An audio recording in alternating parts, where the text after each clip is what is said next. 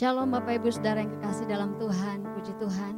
Kita bersyukur saat ini Tuhan kembali memberikan kita waktu dan kesempatan untuk kita boleh menaikkan ucapan syukur kita atas segala kebaikan Tuhan yang terus Tuhan nyatakan dalam hidup kita.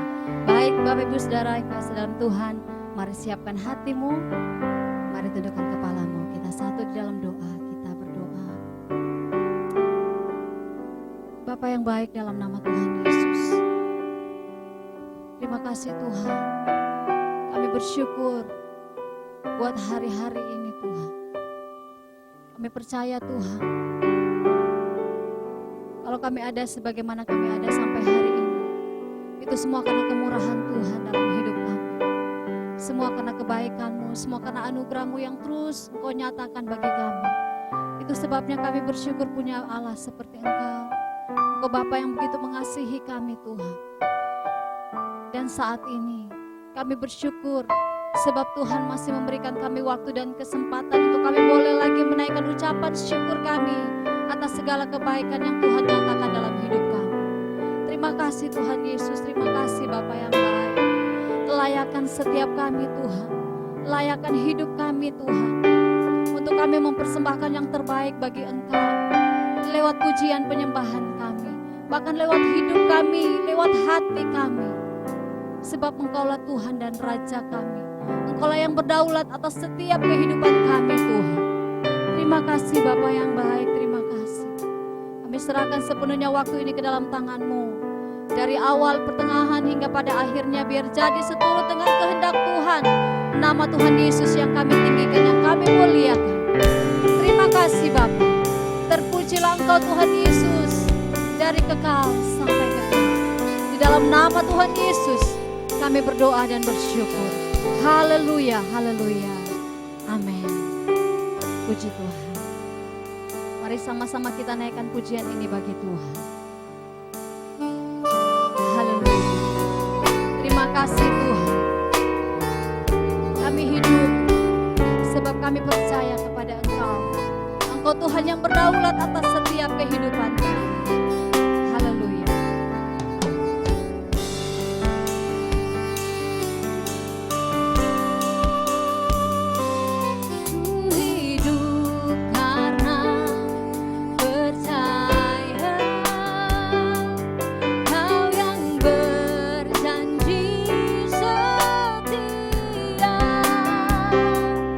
Pengharapanku selalu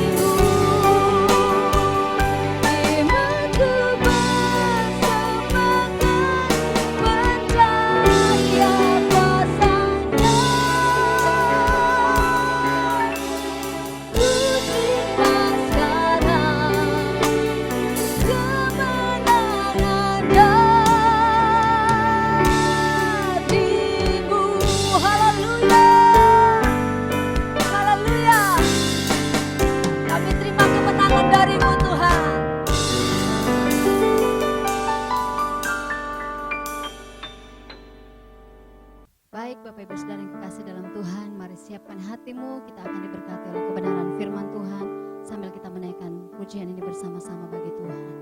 Haleluya. Terima kasih Tuhan.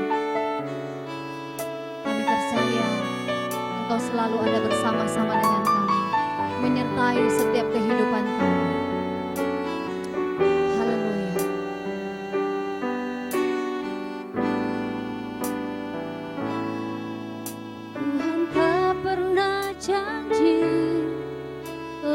Selalu biru, tetapi Dia berjanji selalu menyertai. Tuhan tak pernah janji jalan selalu rata, tetapi Dia berjanji berikan kekuatan.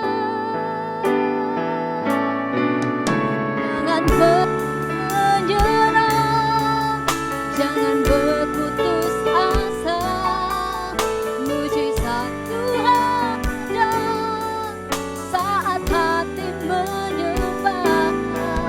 Jangan pernah menyerah, jangan berputus asa, mujizat Tuhan ada bagi yang setia dan percaya. Firman Tuhan saya serahkan pada Pak Gembala. Jangan pernah menyerah, jangan berputus asa, mujizat Tuhan ada saat hati menyembah. Jangan pernah menyerah, jangan berputus asa, mujizat Tuhan ada bagi yang setia dan percaya. Mujizat Tuhan ada bagi yang setia dan percaya. Mujizatmu ada, mujizat Tuhan ada bagi yang setia dan percaya. Haleluya. Haleluya.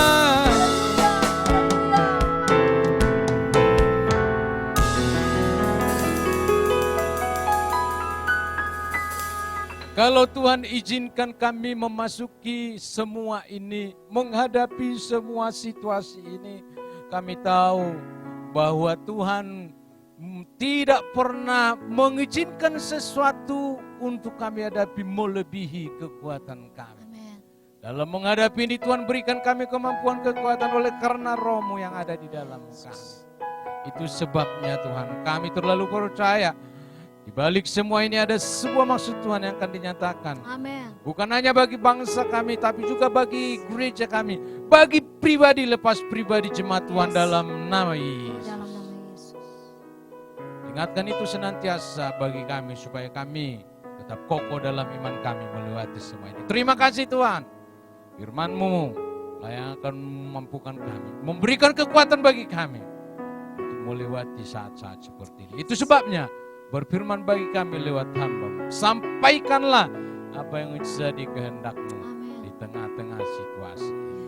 Dalam nama Tuhan Yesus, kami siap mendengar firman. Semua yang siap dengar firman, sama-sama katakan. Amin. Shalom Bapak Ibu jemaat yang dikasihi oleh Tuhan, doa dan harapan saya bahwa dimanapun jemaat IPK yang dikasihi Tuhan, diberkati oleh Tuhan, tetap menunjukkan diri sebagai orang-orang percaya yang beriman, berpengharapan, dan tetap berlaku kasih. 25 menit ke depan lewat khotbah ini saya akan menjelaskan tentang sebuah tema dengan judul perenungan, diberkati di tengah krisis. Saya ulangi, diberkati di tengah krisis. Melalui penjelasan khotbah ini saya harapkan, saya imani bahwa kita tetap kokoh di tengah pandemi COVID-19 ini. Oleh karena kita akan belajar dari seorang tokoh Alkitab yang luar biasa. Bahwa hidupnya menjadi luar biasa, mengalami pertolongan keajaiban Tuhan. Yang dahsyat, yang ajaib. Justru setelah ia mengalami kedahsyatan sebuah krisis. Krisis yang mengerikan. Diberkati di tengah krisis. Perhatikan saudaraku, bahwa hidup itu adalah sebuah rangkaian dari berbagai kebaikan demi kebaikan Tuhan yang kita alami dalam hidup kita. Hidup adalah sebuah rentetan dari berkat demi berkat yang Tuhan nyatakan terjadi atas hidupmu, terjadi atas hidup saya. Apa artinya ini? Artinya demikian, bahwa kita boleh ada sampai saat ini oleh karena kebaikan demi kebaikan yang Tuhan nyatakan atas kita, yang kita peroleh bisa melalui orang lain, dan juga ternyata berkat demi berkat yang Tuhan telah buat dalam hidup kita. Saudaraku, Bapak Ibu jemaat yang dikasihi oleh Tuhan, kalau boleh kita buat daftar dari kebaikan demi kebaikan yang Tuhan telah nyatakan, yang Tuhan telah buat dalam hidup kita, tentu akan menghabiskan lembaran kertas yang sangat banyak untuk kita mencatatkannya. Kalau kita boleh mengingat rangkaian mukjizat demi mukjizat, rangkaian pertolongan demi pertolongan Tuhan, rangkaian keajaiban demi keajaiban yang terjadi atas hidup kita, maka kita akan tercengang untuk melihat betapa ada tangan Tuhan yang maha kuasa yang turut campur atas hidup kita, atas hidupmu, atas hidup saya, sehingga tanpa kita sadari pun kita akan meneteskan air mata. Untuk semua kebaikan dan rangkaian mukjizat Tuhan itu, satu kata kita harus lakukan, yaitu bersyukur kepada Tuhan. Sebab tidak ada di antara kita yang tidak pernah mengalami kebaikan Tuhan. Sebab tidak ada di antara kita yang tidak pernah alami mukjizat dan berkat yang luar biasa dari Tuhan. Namun saudaraku yang dikasihi oleh Tuhan, Bapak Ibu jemaat yang dikasihi oleh Tuhan, perhatikan, sering terjadi sebelum kita alami sebuah kebaikan, sering terjadi sebelum kita alami sebuah mukjizat, sering terjadi sebelum kedahsyatan Tuhan dinyatakan atas hidup kita. Tuhan membawa kita lebih dulu masuk ke sebuah krisis. Tuhan izinkan kita masuk ke sebuah krisis yang sebenarnya kita tidak kehendaki, yang sebenarnya kita tidak mau, tapi Tuhan izinkan kita masuk ke situ.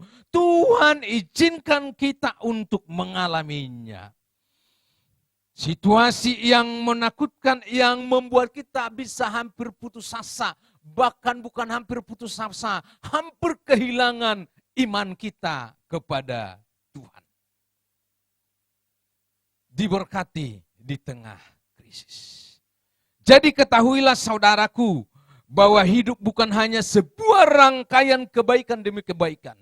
Hidup bukan hanya sebuah rangkaian mukjizat demi mukjizat. Hidup bukan hanya sebuah rangkaian berkat demi berkat Tuhan. Tapi ternyata hidup juga adalah rangkaian dari krisis demi krisis. Saudaraku, saya masih ingat bulan April 1998. Saya berangkat dari Sumatera menuju ke Jakarta, merantau Jakarta. Bulan Mei 98, apa yang terjadi? Saya melihat persis di depan mata sebuah krisis yang mengerikan melanda bangsa kita, khususnya terjadi di Jakarta waktu itu. Khususnya apa yang terjadi di Jakarta yang persis di depan mata saya. Waktu itu saya berada di Terminal Rawamangun karena saya sedang jadi seorang kernet Metro Mini. Tiba-tiba ribuan orang, saya tidak tahu, bisa puluhan ribu mungkin. Entah dari mana datangnya menjelang sore hari itu, menyerbu pusat-pusat perbelanjaan yang persis ada di depan Terminal Rawamangun. Dijarah, dibakar, orang berteriak-teriak senang sambil berkata serbu, sambil berkata bakar, sambil berkata bunuh, sambil menyebutkan etnis tertentu. Sangat mengerikan, sebuah kengerian yang saya saksikan. Saya kaget. Orang bisa sambil tertawa, sambil bergembira, tapi menghabisi harta dan nyawa orang lain. Krisis ekonomi dan krisis moral melanda bangsa kita di tahun 98. Tapi tahukah saudaraku, di tahun yang sama, sekitar di bulan-bulan sulit di tahun itu juga, saya juga sedang melamar menjadi seorang tentara. Saya melamar di Kodam Jaya di Cililitan. 3.300 orang kami melamar, yang diambil sekitar 280 orang. Saya sudah ikut saringan, tinggal 500 orang. 2 kali lagi tes dan langsung akan masuk pendidikan. Pengumuman terakhir sebelum tes terakhir itu 500 orang. Nama saya ikut dipanggil, nomor saya dipanggil. Saya pun harus tinggalkan tempat itu. Dari situ langsung saya pergi ke Cilandak, ke Marinir, tes lagi. Tapi apa yang terjadi? Juga saya harus gagal di kedua tes itu. Di tahun 98 itu, perhatikan saudaraku, saya mengalami sebuah krisis dalam hidup saya. Tuhan izinkan saya alami krisis yang menurut saya sangat mengerikan bagi saya secara pribadi. Hampir membuat saya kehilangan kepercayaan, kehilangan iman. Kenapa? Karena sebelum ikut tes saya sudah berdoa, berpuasa kepada Tuhan. Tuhan tolong saya. Tuhan, ini anakmu sedang melamar sebuah cita-cita. Wujudkan cita-cita saya, berkati saya merendahkan diri, saya rajin ibadah. Bahkan waktu dari Pekanbaru saya sudah melayani Tuhan. Saya pikir Tuhan akan menolong saya. Tapi perhatikan saudaraku, Tuhan izinkan krisis itu terjadi yang membuat saya hampir kehilangan kepercayaan. Tapi di tahun berikutnya 2009, setelah krisis itu, ternyata Tuhan izinkan saya alami itu untuk menyatakan kebaikannya, membawa saya pada rencananya yang ajaib untuk masuk ke sebuah sekolah Alkitab, sekolah penginjilan di Jakarta.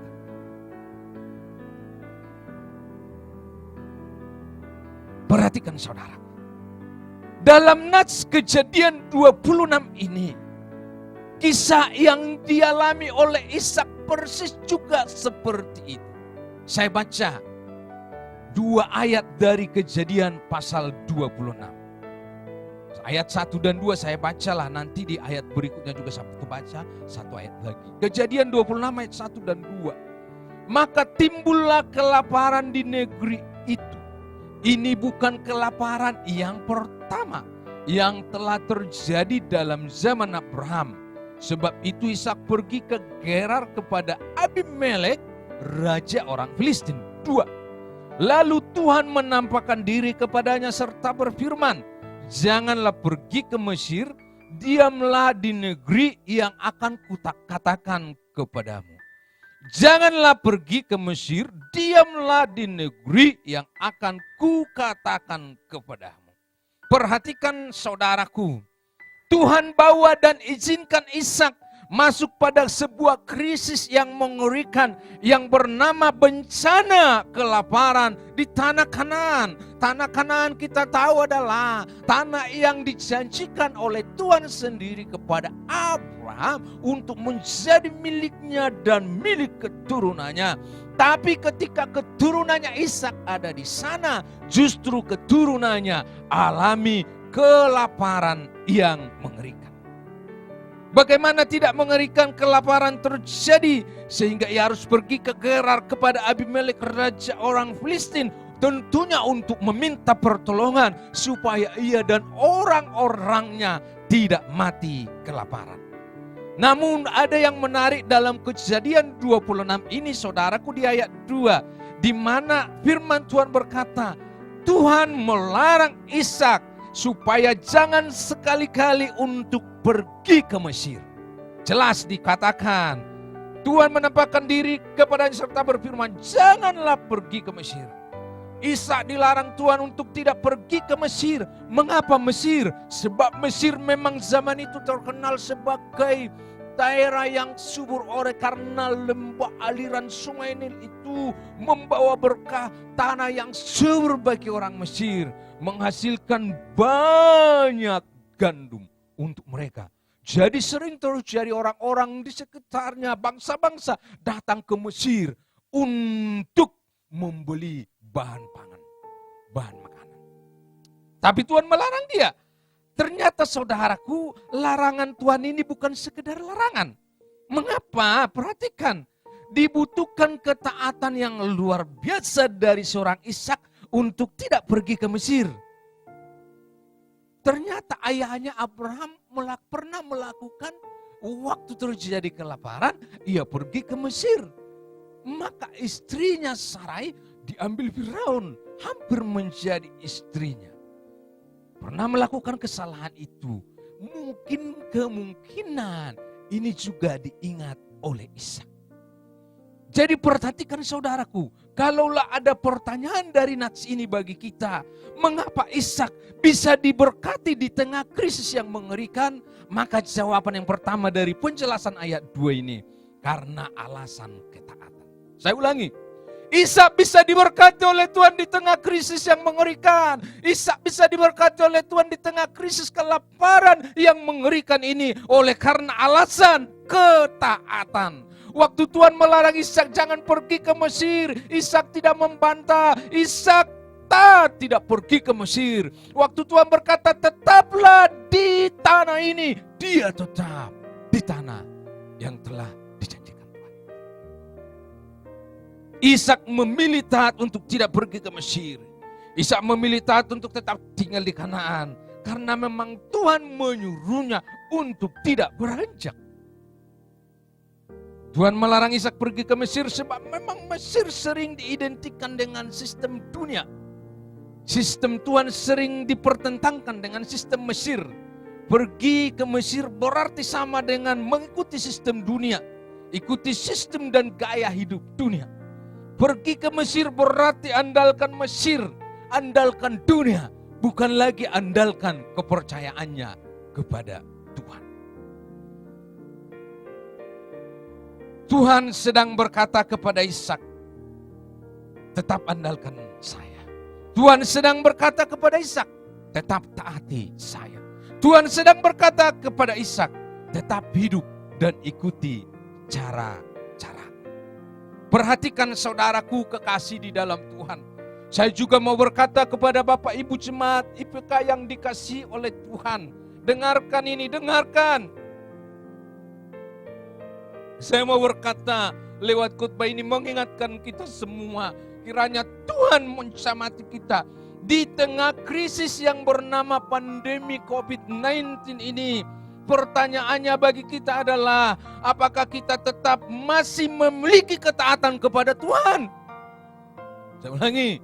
Di tengah-tengah pandemi yang mengerikan bernama COVID-19 ini. Apakah kita masih tetap memiliki ketaatan kepada Tuhan? Maksudnya bagaimana pendeta? Begini saudaraku, apakah kita masih tetap memiliki kerinduan untuk beribadah walaupun itu hanya sebatas ibadah online, ibadah yang sangat asing bagi kita? Ataukah kita mulai ikuti cara-cara dunia yang tidak lagi peduli dengan namanya jam-jam ibadah kita? Perhatikan saudaraku, terlalu gampang untuk kita buat alasan untuk kita tidak lagi taat beribadah. Terlalu gampang alasan yang bisa kita punya, tidak punya kuota, jaringan jelek, dan banyak alasan. Di rumah tidak, situasinya tidak mendukung, banyak kesibukan.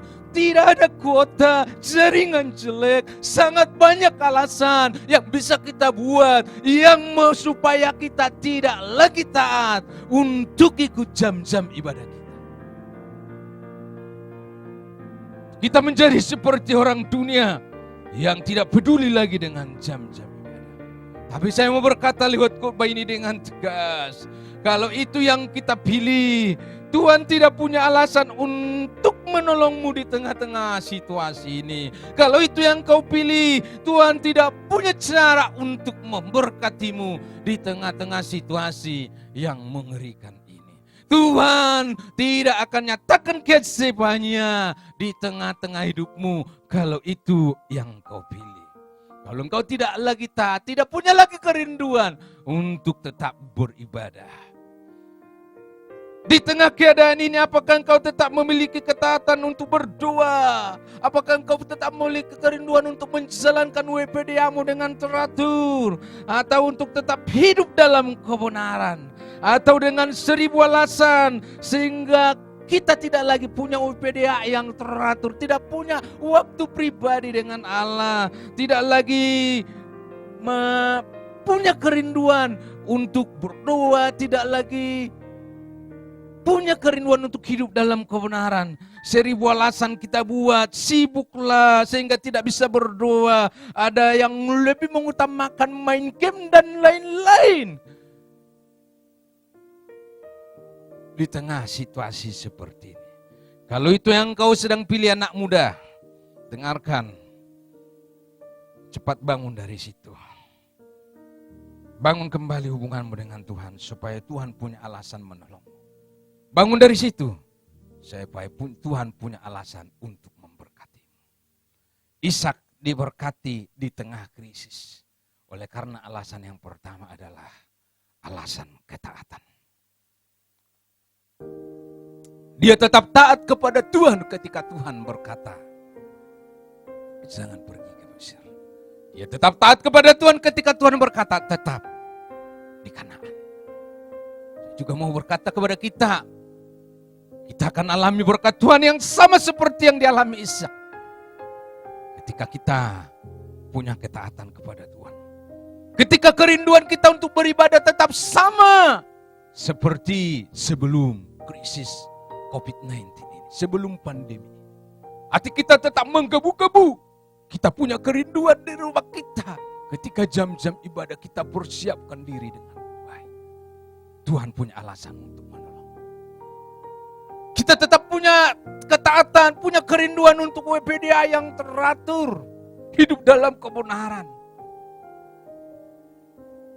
Tidak bermalas-malasan, mengutamakan game dan lain-lain.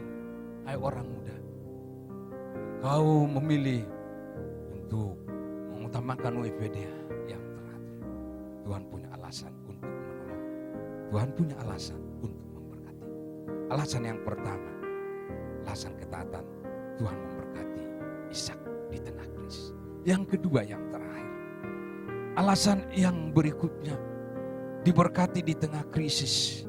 Saya baca dari ayat 12. Perhatikan saudara, ada yang menarik di sini. Saya baca ayat 12.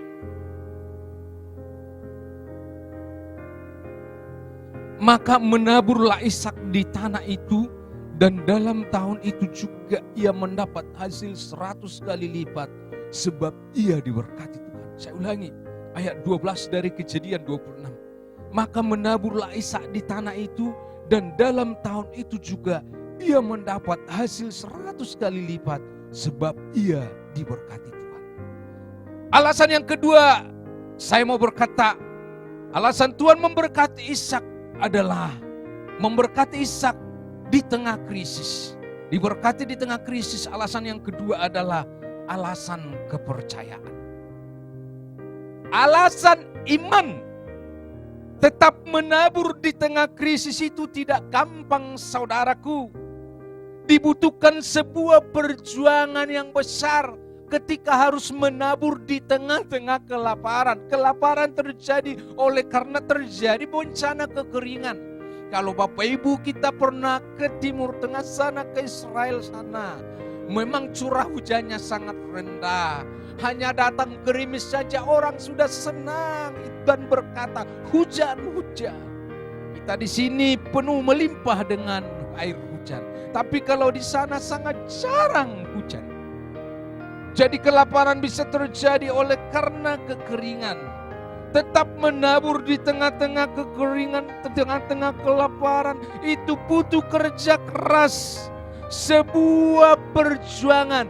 Jangankan untuk menabur di tengah-tengah kelaparan, untuk mencari benih yang baik untuk ditaburkan saja butuh perjuangan. Mencari benih untuk ditaburkan saja butuh kerja keras. Tapi perhatikan apa yang dilakukan Ishak. Dia tetap menabur di tengah-tengah bencana kelaparan itu. Ini adalah sebuah kepercayaan yang luar biasa. Sebuah tindakan iman yang hebat. Bahwa kalau saya menabur di tengah-tengah keadaan ini, saya akan menuai. Itu sebuah tindakan iman yang hebat. Artinya Ishak tetap melakukan kebiasaannya sebagai seorang petani. Seperti sebelum krisis, yaitu tetap menabur di tanah itu. Dan hasilnya luar biasa. Nats firman Tuhan berkata, tahun itu juga Ishak diberkati. Saya baca, tahun itu juga Ishak ia mendapat hasil 100 kali lipat. Sebab ia diberkati Tuhan. Ishak diberkati 100 kali lipat dari apa yang dikerjakannya pada waktu krisis kelaparan yang hebat itu. Perhatikan saudaraku, Bapak Ibu kekasih di dalam Tuhan. Langkah terbaik yang harus kita lakukan di tengah situasi COVID-19 ini adalah mengirit. Saya mau berkata, mengirit di tengah kesulitan itu memang langkah yang baik. Tapi dengar, menabur, memberi di tengah krisis adalah langkah iman. Saya ulangi. Mengirit di tengah kesulitan seperti saat ini memang adalah langkah yang baik, langkah yang bijaksana. Tapi dengarkan, menabur dan tetap memberi di tengah krisis seperti saat ini adalah langkah iman. Ketika engkau mengambil langkah, tetap menabur, tetap memberi di tengah situasi seperti COVID-19 ini, itu adalah sebuah tindakan imanmu, tindakan iman yang hidup, yang akan mendapat perhatian dari Tuhan. Setiap tindakan iman kita akan dibalaskan Tuhan kepada kita. Sebab firman berkata, jadi kepadamu sesuai dengan iman. Ishak menjadi sangat diberkati. Ia punya kumpulan kambing domba dan lembu sapi yang sangat banyak. Serta anak buah justru di tengah krisis kelaparan yang terjadi. Sebab sumur-sumur yang dulu digali pada zaman Abraham ayahnya, direbut orang-orang Kanaan, orang-orang Filistin, sekarang dikembalikan lagi kepada Ishak. Waktu orang Filistin rebut ditutup, dikembalikan kepada Ishak. Ishak gali lagi. Air berbual-bual, melimpah air dari sumur-sumur itu. Itulah yang membuat domba-dombanya, kambing, lembunya berlipat-lipat, menjadi banyak sekali domba dan lembu sapinya. Saya mau berkata, menaburlah di tengah krisis ini. Menabur di tengah krisis berbeda memang dengan rumus dunia. Rumus surgawi memang tidak sama dengan rumus dunia. Rumus dunia mengiritlah di tengah krisis, seirit-iritnya. Bagaimana mau memperhatikan orang lain, sedangkan diri sendiri pun kebutuhan ini harus dikurangi, dipotong ini dan ini. Tapi firman berkata, Ishak menabur di tengah-tengah kelaparan, di tengah-tengah krisis yang mengerikan, di tengah-tengah bencana. Saya juga mau berkata, Tuhan juga menuntut hal yang sama kepada dirimu, kepada saya, kepada kita. Tetaplah menabur di tengah-tengah situasi. Karena itu adalah sebuah tindakan iman, sebuah tindakan kepercayaan. Dan Tuhan melihat imanmu, membalasnya kepadamu sesuai dengan iman. Ini juga lah yang akan selalu dilakukan gereja kita di dalam kesederhanaan. Siapa bilang tidak mencerit? Semua mencerit, semua mencerit. Tetapi iman, kepercayaan kita sedang diuji saat ini. Sedang diuji, sedang diuji. Semua sedang melalui uji. Gereja kita akan tetap mengambil langkah untuk tetap menabur kebaikan, menabur kasih di tengah-tengah pandemi ini. Nanti bukan hanya kepada jemaat, di luar jemaat pun kita akan tetap lakukan. Tuhan Yesus memberkati. Dua alasan diberkati di tengah krisis. Yang pertama, alasan ketaatan. Ishak tetap taat waktu Tuhan menyuruh dia tetap di kanan. Yang kedua, alasan kepercayaan.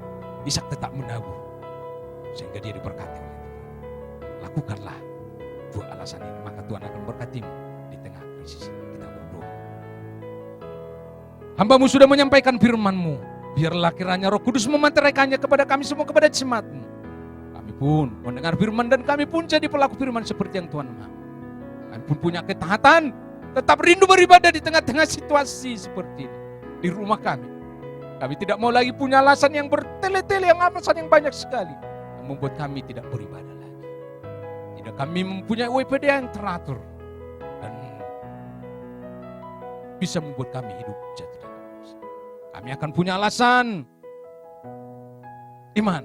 Kami akan tetap menabur di tengah situasi ini. Karena firman berkata, jadi kepada kami sesuai dengan iman kami. Dalam nama Tuhan Yesus, meteraikan firman. Haleluya. Amin. Baik Bapak Ibu Saudara yang kekasih dalam Tuhan, saatnya kita akan mengakhiri ibadah kita sambil kita menaikkan pujian ini bersama-sama bagi Tuhan. Puji Tuhan.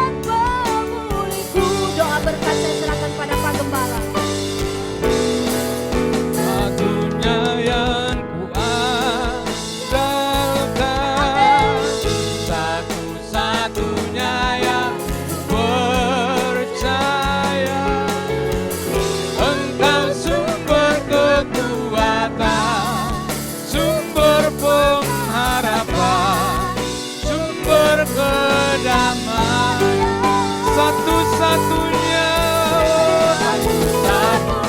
yang andalkan, satu-satunya yang percaya. Engkau Tuhan memberkati, Tuhan penyembuhku, Tuhan pemulihku.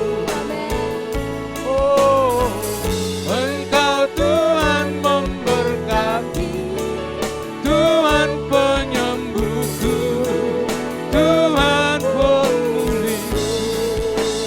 Oh, Engkau Tuhan memberkati, Tuhan penyembuhku, Tuhan pemulihku.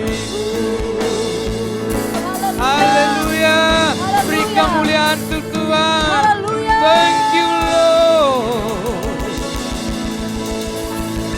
Haleluya, haleluya. Firman Tuhanlah menjadi jaminan bagi kami bahwa di tengah krisis kami yang bisa diberkati dalam nama Tuhan Yesus. Seperti hamba-Mu Ishak diberkati berlimpah-limpah 100 kali lipat. Justru di tengah-tengah krisis kelaparan yang terjadi di mana di tempat ia tinggal. Ini menjadi sebuah kekuatan bagi kami lewat firman-Mu, bahwa di tengah-tengah pandemi ini pun, di tengah-tengah situasi yang menggentarkan ini pun, Tuhan bisa memberkati kami dengan berkat yang baru, yang berlipat ganda, yang belum pernah kami pikirkan sebelumnya. Asalkan kami memiliki ketaatan kepadamu, tetap iman kami tidak terkoyakkan. Kami tetap punya kerinduan beribadah dalam jam-jam ibadah kami, jam-jam doa kami, WPD kami. Tetap hidup dalam kebenaran, tidak mengikuti sistem dan tata cara duniawi. Dalam nama Yesus, kami juga tetap percaya kepada beriman bahwa di tengah situasi ini kami akan tetap menabur seperti Ishak menabur. Dia tetap mempraktikkan kasih Di tengah kekeringan dia menabur, justru di tengah-tengah kekelaparan dia menabur, justru di saat itulah Tuhan membalaskan 100 kali lipat, memberkati dia. Kami akan tetap menabur sebagai tanda iman kami bahwa Tuhan pun akan memelihara kami. Amin. Dalam nama Tuhan Nama Yesus. Tuhan. Terpuji namamu Tuhan. Pun pulang jadi pelaku firman. Amin. Layak kami kembalikan Haleluya. segala puji hormat syukur hanya bagi Bapa. Haleluya. Dalam nama Tuhan Yesus kami berdoa bersyukur. Haleluya. Terima kasih Tuhan. Haleluya. Terima kasih, terima kasih. Terima kasih. Dalam nama Yesus. Bapak Ibu jemaat yang dikasihi oleh Tuhan, angkat kedua tanganmu, arahkan hati pikiranmu kepada Bapa di surga. Terimalah pengutusan dan berkat daripada-Nya. Tuhan mengutusmu ke tengah dunia yang dilanda kekhawatiran seperti saat ini. Ya. Tetaplah tunjukkan dirimu sebagai orang beriman, Amin. orang berpengharapan, Amin. jadi pelaku kasih. Yes. Tetap menabur di tengah-tengah situasi. Amin. Amin. Tetap melakukan kasih, mempraktekkan kasih Yes. kepada orang-orang di sekitar. Rahmat dan anugerah dari Bapa di surga, cinta kasih, keselamatan dari Tuhan kita Yesus Kristus, Amin. kekuatan penghiburan pertolongan dari Roh-Nya yang Yes, Tuhan. menuntun, menghibur, menguatkan hidup kita. Amin. Mulai saat ini sampai Maranatha, Haleluya. Tuhan Yesus datang kembali. Dalam nama Tuhan Yesus, kami sudah berdoa. Semua yang percaya, sama-sama katakan, Amin. Tuhan Yesus memberkati Bapak Ibu jemaat yang dikasihi oleh Tuhan. Tetap berharap dan bersandar pada firman. Amin. Bahwa di saat kita bersandar dan berharap kepada firman, maka firman berkata, jadilah kepadamu sesuai dengan Amin. yakini bahwa ada maksud Tuhan yang terbaik di tengah situasi ini. Manapun berada, Tuhan Yesus memberkati.